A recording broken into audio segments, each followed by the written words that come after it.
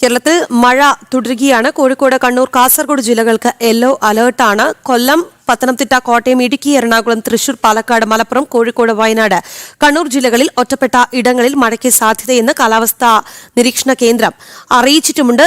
പ്രശാന്ത് ശങ്കരമംഗലത്ത് തുടരുന്നുണ്ട്. പ്രശാന്ത്, വീണ്ടും മഴ തുടരുന്നു എന്നുള്ളത് തന്നെയാണ്. എങ്ങനെയാണ് കൂടുതൽ വിവരങ്ങൾ?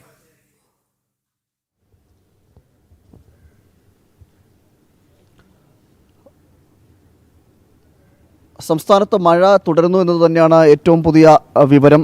അതായത് 3 ജില്ലകൾക്ക് യെല്ലോ അലർട്ട് പ്രഖ്യാപിച്ചിട്ടുണ്ട്. കോഴിക്കോട്, കണ്ണൂർ, കാസർഗോഡ് ജില്ലകൾക്കാണ് യെല്ലോ അലർട്ട് പ്രഖ്യാപിച്ചിരുന്നത്. നേരത്തെ 6:30 വന്ന ഒരു അലർട്ടിൽ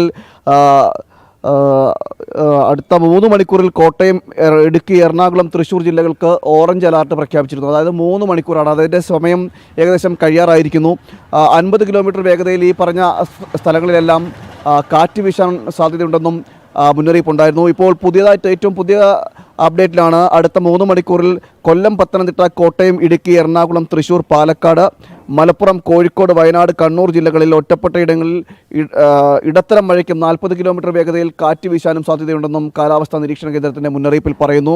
അതോടൊപ്പം തന്നെ തിരുവനന്തപുരം, ആലപ്പുഴ, കാസർഗോഡ് ജില്ലകളിൽ ഒറ്റപ്പെട്ട ഇടങ്ങളിൽ നേരിയ മഴയ്ക്കും 40 കിലോമീറ്റർ വേഗതയിൽ ശക്തമായ കാറ്റ് വീശാനും സാധ്യതയുണ്ടെന്നും കാലാവസ്ഥാ നിരീക്ഷണ കേന്ദ്രം പറയുന്നുണ്ട്. ശക്തമായ മഴ ഏതാനും ജില്ലകളിൽ തുടരുന്ന സാഹചര്യമുണ്ട്. തിരുവനന്തപുരത്ത് അടക്കം പുലർച്ചെ നഗരപ്രദേശങ്ങളിൽ മഴയുണ്ടായിരുന്നു. അതോടൊപ്പം തന്നെ ഗ്രാമീണ മേഖലകളിലും മഴ ലഭിക്കുന്നുണ്ടെന്നാണ് നമുക്ക് ലഭിക്കുന്ന വിവരം. അതോടൊപ്പം തന്നെ തൃശ്ശൂരും ഇടുക്കിയിലുമെല്ലാം ശക്തമായ രീതിയിൽ മഴ പെയ്തുണ്ടെന്ന വിവരങ്ങളും ലഭിക്കുകയും ചെയ്യുന്നുണ്ട്.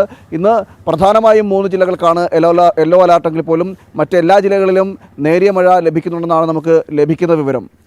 ശരി പ്രശാന്ത്, സംസ്ഥാനത്ത് ഒറ്റപ്പെട്ട മഴയ്ക്ക് സാധ്യത എന്നുള്ളതാണ് പ്രശാന്ത് ശങ്കരമംഗലത്ത് തിരുവനന്തപുരത്ത് നിന്ന് റിപ്പോർട്ട് ചെയ്തത്. എന്തായാലും പുത്തൻ പുലരിയുടെ സമയം ഇവിടെ അവസാനിക്കുകയാണ്. എന്നാൽ വാർത്തകൾ അവസാനിക്കുന്നില്ല.